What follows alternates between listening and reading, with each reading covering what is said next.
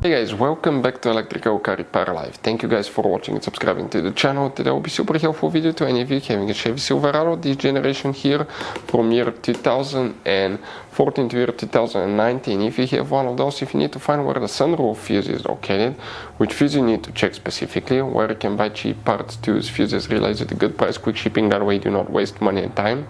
Why guys, it's always a good idea to test fuses and relays.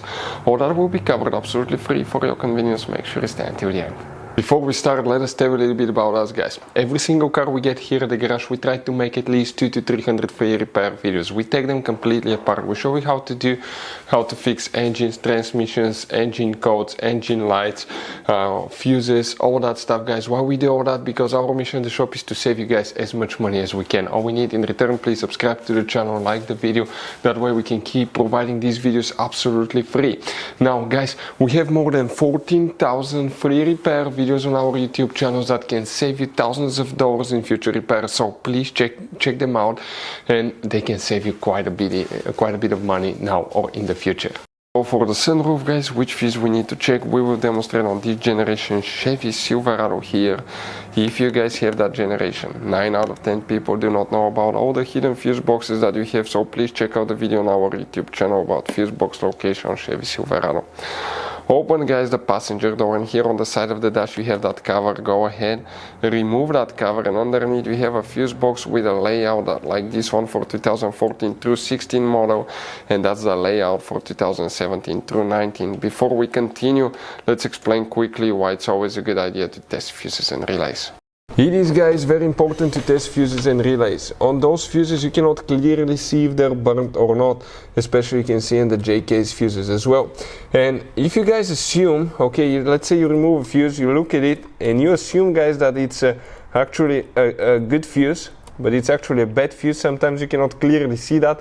What can easily happen guys at that point, you can put the bad fuse in and you start replacing parts and tools that you don't need to, so you lose your time, you lose your money to fix a problem that doesn't exist, when all we had to do is test the fuse and replace it. We'll put a link to a special video that will teach you how to test fuses, how to check relays very easily as well guys. So check it out, it will be in the description of the video below.